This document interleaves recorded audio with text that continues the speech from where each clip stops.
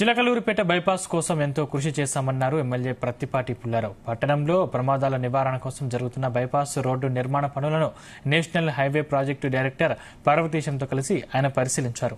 గతంలో ఇక్కడున్న మాజీ మంత్రి బైపాస్ ను అడ్డుకోవాలని చూసినా పోరాటం చేసి సాధించుకున్నామని చెప్పారు. దీనిని నవంబర్లో ముఖ్యమంత్రి చంద్రబాబు గడ్కరీ చేతుల మీదుగా ప్రారంభించాలని చూస్తున్నట్లు తెలిపారు.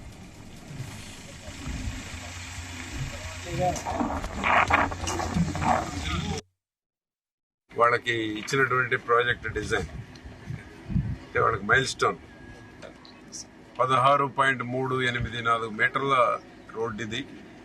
చిలకలూరుపేటలో ప్రమాదాలు నివారించడానికి ఎగ్జిస్టింగ్ 4 లైన్ ఒకసారి అయిన తర్వాత దేశంలో ఎక్కడా బైపాస్ ఇవ్వకూడదు అనేటువంటిది దేశవ్యాప్తంగా ఒక రిజల్యూషన్ చేసిన తర్వాత కేంద్ర ప్రభుత్వం 14-19 మధ్య ఆనాడు రోడ్డు భవనాల సెక్రటరీగా ఉన్నారు ప్రిన్సిపల్ సెక్రటరీ శ్యాంబాబు గారు కేంద్ర ప్రభుత్వంలో పోరాడి దీన్ని బైపాస్ తీసుకురావడం జరిగింది.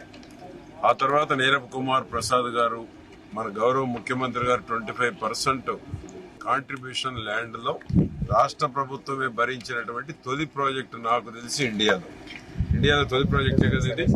ఇండియాలో తొలి ప్రాజెక్ట్ అన్నమాట. నేషనల్ హైవేకి స్టేట్ గవర్నమెంట్ కి ఒక అకౌంట్ ఓపెన్ చేసి రైతుల కాంపెన్సేషన్ ఏదైతే ల్యాండ్ ఎక్విజేషన్ కాంపెన్సేషన్ ఏదైతే ఉందో